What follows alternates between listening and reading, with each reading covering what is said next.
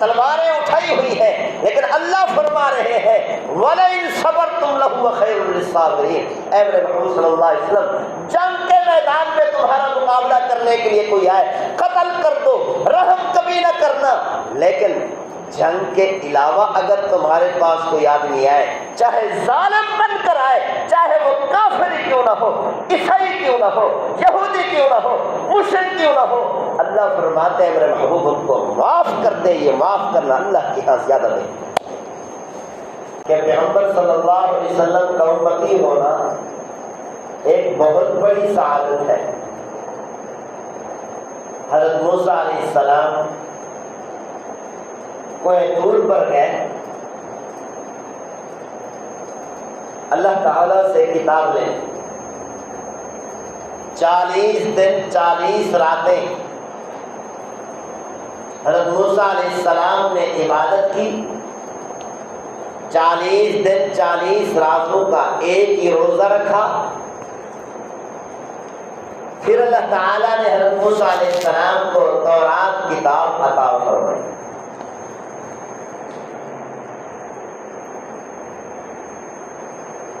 ہر نبی کو اللہ تعالیٰ نے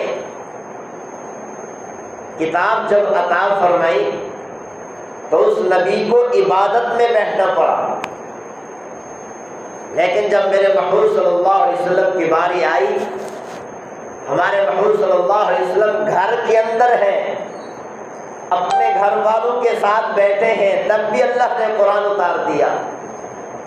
محبوب صلی اللہ علیہ وسلم حتیٰ کہ اپنی زوجہ امیشہ صدیقہ رضی اللہ تعالیٰ عنہا کے بستر پر ہیں، تب بھی اللہ نے قرآن اتار دیا۔ ہمارے محبوب صلی اللہ علیہ وسلم کو اللہ نے نہیں فرمایا میرے محبوب آپ کو عبادت میں بیٹھنا پڑے گا قرآن لینے کی۔ کیوں؟ یہ لاڈلا نبی ہے۔ یہ کیا ہے؟ لاڈلا نبی ہے۔ محبوب صلی اللہ علیہ وسلم ایسے لاڈلے نبی ہیں اللہ کے کہ حضرت موسیٰ علیہ السلام کوہ طور پر گئے، پیچھے 70-80 ہزار کی تعداد میں جو بنی اسرائیل تھے، بعض روایات میں آتا ہے 1.5 لاکھ ان کی تعداد ہے، کہ وہ بچڑے کی عبادت میں مصروف ہو گئے، گمراہ ہو گئے، شرک کرنے لگ گئے، نافرمانی کرنے لگ گئے۔ حضرت موسیٰ علیہ السلام تورات لے کر واپس آئے تو کیا دیکھا؟ ساری قوم کا اکثر حصہ شرک کے اندر مبتلا ہو گیا، نافرمانی میں مبتلا ہو گیا۔ حضرت موسیٰ علیہ السلام کے ہاتھوں میں تورات کی تختیاں تھیں، ہاتھوں سے چھوٹ گئی، زمین پر گر گئی، صدمے میں آ گئے حضرت موسیٰ علیہ السلام۔ میں تو ان کی ہدایت کے لیے، دنیا اور آخرت کی کامیابی کے لیے کتاب لینے گیا تھا، کتاب لے آیا ہوں، میری قوم تو گمراہ ہو چکی ہے۔ سمجھایا، اپنے بھائی حضرت ہارون علیہ السلام کے سر کو پکڑ لیا، داڑھی کو پکڑ لیا اور کہا تو نے قوم کو سمجھایا کیوں نہیں، بچایا کیوں نہیں شرک سے؟ حضرت ہارون علیہ السلام نے فرمایا اے میرے بھائی، میں نے آپ کی قوم کو سمجھانے کی کوشش کی،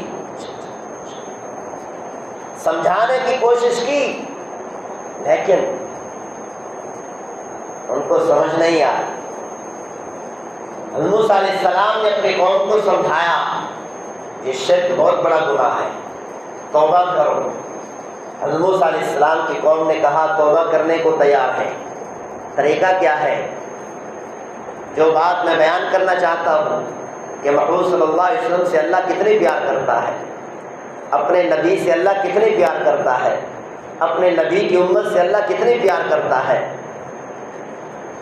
حضرت موسیٰ علیہ السلام نے کہا اے میرے پروردگار، میری قوم معافی مانگنے کو تیار ہے، اے میرے پروردگار میری قوم توبہ کرنے کو تیار ہے، شرک والے گناہ کو چھوڑنے کو تیار ہے، اے میرے پروردگار میری قوم کو معاف کر دے۔ اللہ نے فرمایا میں اس وقت تک معاف نہیں کروں گا جب تک جنہوں نے شرک کیا ہے ان کے سر تن سے جدا نہیں کیے جائے، تو قتل کر دیا، میرا حکم ان کو قتل کیا۔ اور قتل بھی کون کرے؟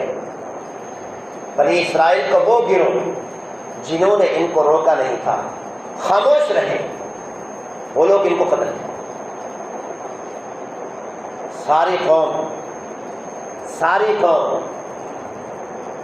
موسیٰ علیہ السلام کی بات ماننے کو تیار ہو گئی۔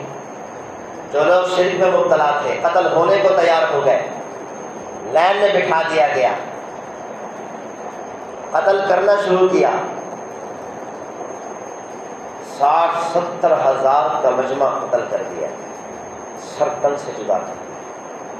اب آپ بتاؤ 60-70 ہزار کا مجمع کو جب قتل کیا گیا ہو تو بتاؤ کتنا خون بہا ہوگا، خون کی ندیاں بہہ گئی ہوں۔ حضرت موسیٰ علیہ السلام سجدے میں گر گئے، اے میرے پروردگار اب تو معاف کر دے، اب تو مہربانی فرما، اتنا خون بہہ چکا۔ بات کرنی آسان ہے، دل پر ہاتھ رکھ کر سوچیں کہ ایک نبی کے 60-70 ہزار امتیوں کو، ان کے شاگردوں کو، ان کے پیاروں کو، ان کی آنکھوں کے سامنے اللہ کے حکم سے قتل کر دیا جائے، بتاؤ نبی کے دل پر کیا گزری ہو۔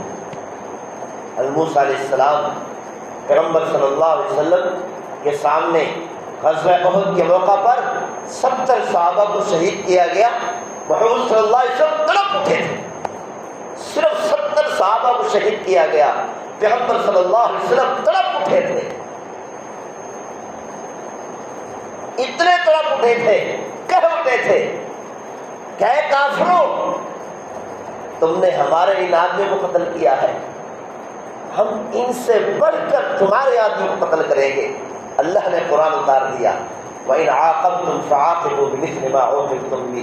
اے میرے محمود صلی اللہ علیہ وسلم، میں نے تمہیں قیامت تک آنے والی امت کے لیے معیار بنانا ہے، کسوٹی بنانی ہے، اسی لیے جتنا انہوں نے آپ کو تکلیف دیا ہے اس کے برابر ان کو تکلیف دے سکتے ہیں، ان کے برابر ان سے بدلہ لے سکتے ہیں، ان سے زیادہ نہیں۔